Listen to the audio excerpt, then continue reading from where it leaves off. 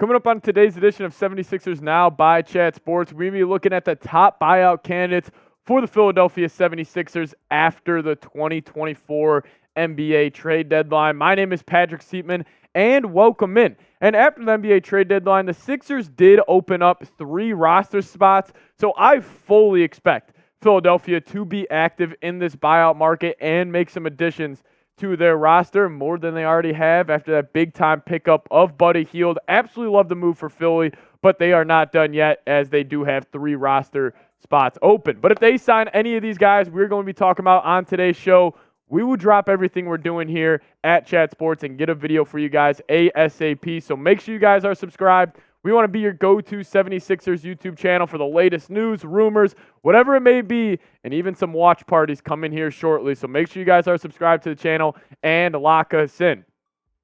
Number 1 buyout candidate, no doubt, it's got to be the hometown kid, played at Villanova, Kyle Lowry. And we've already gotten connections over Kyle Lowry heading to the Philadelphia 76ers. As Woj tweeted out this earlier on the trade deadline day, he said, the move gives the Sixers the salary cap cushion to sign buyout players post-deadline, including the possibility of Charlotte's Kyle Lowry should become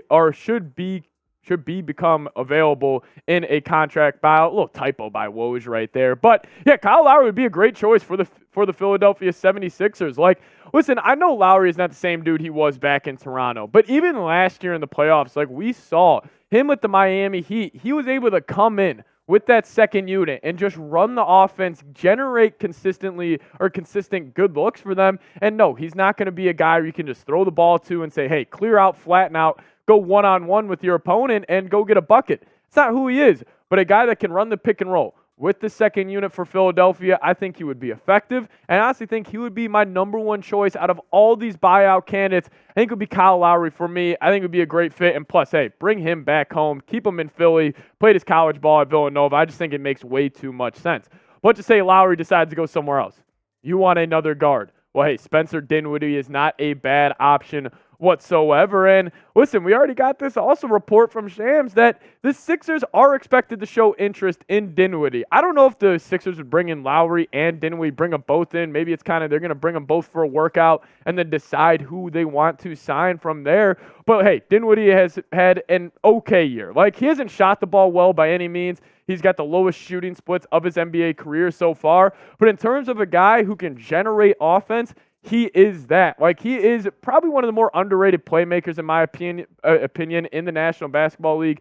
Like, I just think Dinwiddie, I think he kind of got not like a bad rep early on in his career, but I do think now where he is kind of being that veteran, I think he would be a great option and a great guard off the bench for a team trying to win championships. That's why it makes a whole lot of sense for the Sixers on this one. But speaking about another guard off the bench that makes a lot of sense, Seth Curry, the shooter that will be probably bought out here shortly. And listen, Curry was with the Dallas Mavericks, and then he got traded at the deadline. He's expected to be a buyout or candidate for a lot of these teams. And listen, I wouldn't hate it at all. And Curry kind of got weeded out of the rotation here in Dallas this season, and he wasn't shooting the ball too well.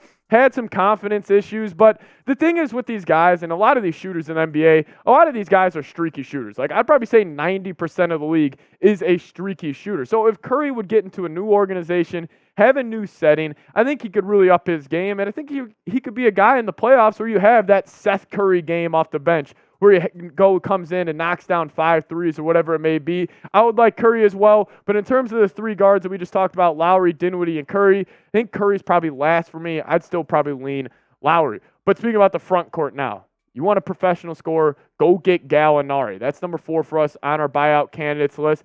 I love Gallinari. I've always been a big fan of his game over the past couple of seasons here. The Boston Celtics did do him dirty last season, so it could be a little revenge factor for Gallinari if he wants to come to Philadelphia and kind of stick it to the Celtics if they do match up in the playoffs. But he is a true stretch 4 in the league. And I actually like Gallinari as a guy that could maybe finish games for the Sixers in the playoffs. You know, you could pair him next to Embiid. You know, if Tobias doesn't really have it going or Oubre doesn't have it going, he could be another, big forward that can knock down the open 3 in the flow of an offense. I like his name for the Sixers because he could play a lot of different roles and is a very versatile, basketball player. But we just gave you 4 names, and we got 4 more coming just around the corner. But who do you guys want the Philadelphia 76ers to sign? Let me know your thoughts down in the comment section. Give me a name.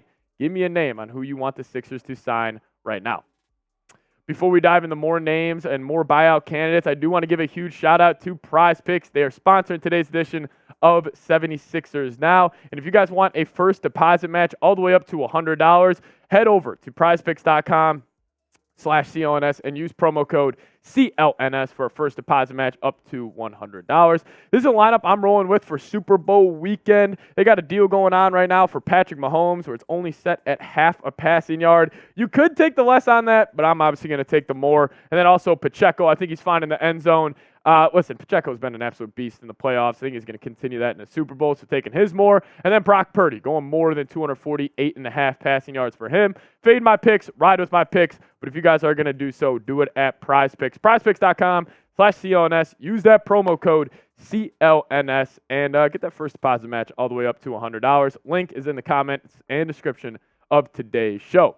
Let's keep it moving here on our buyout candidates list. What about this guy? Pretty common name, Victor Oladipo. And I'll tell you what, I'm extremely biased towards Oladipo. He was one of my favorite college players in history to ever watch back when he was at Indiana. And obviously, injuries are a big reason why he hasn't kind of reached his potential in the NBA. But I'll tell you what, man, as just a veteran guy who's seen a lot of looks, who has played a lot of basketball, I still think he would be a great, great choice. He has not played yet this season. Obviously, he did suffer that injury with the Heat in the playoffs last year, so he hasn't really been able to really, get his feet wet in the NBA this season. But I think Oladipo would be a great option off the bench for any basketball team. That's why we got him at 5th here on our list. Now, this guy, These are actually 2 players I really love. Robin Lopez for me at 6. Robin Lopez, if you guys don't know, has the most unguardable move in the NBA. This little sky jump hook, whatever you want to call it in his game. It's absolutely unguardable.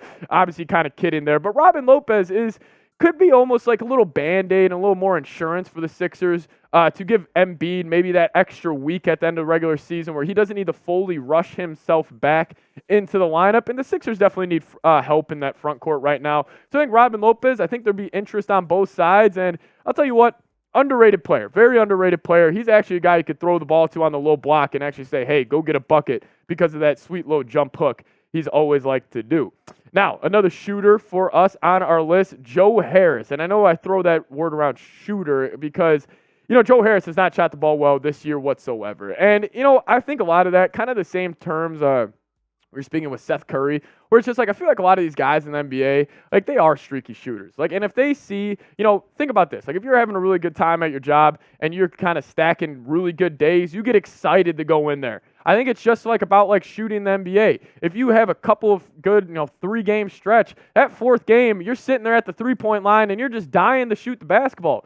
Joe Harris has just been the completely opposite of that. He hasn't been playing a lot in Detroit, and when he has been getting his opportunities, he hasn't really been able to knock them down. But, hey, again, maybe a change of scenery helps these guys, and I think he could have, similar to Seth Curry, a game in the playoffs where he go get you 3, 4, 5 threes off the bench. I think Joe Harris would be a good option as well. Now, speaking about another Detroit Piston here, not that big of a shocker that he's a buyout candidate here, but Killian Hayes, the former top 10 pick in the NBA draft. And listen, I was a big fan of Killian Hayes coming out of the draft class. I thought he was that big combo guard, can play both ways. And obviously he has not lived up to that, in his tenure in the NBA. And that's okay because, it is tough evaluating some of these guys on the Detroit Pistons because they are such a bad basketball team that I really do believe that if they come into another organization and just get other players around them and get good role models that the Sixers do have, true NBA players, you could maybe get the most out of them.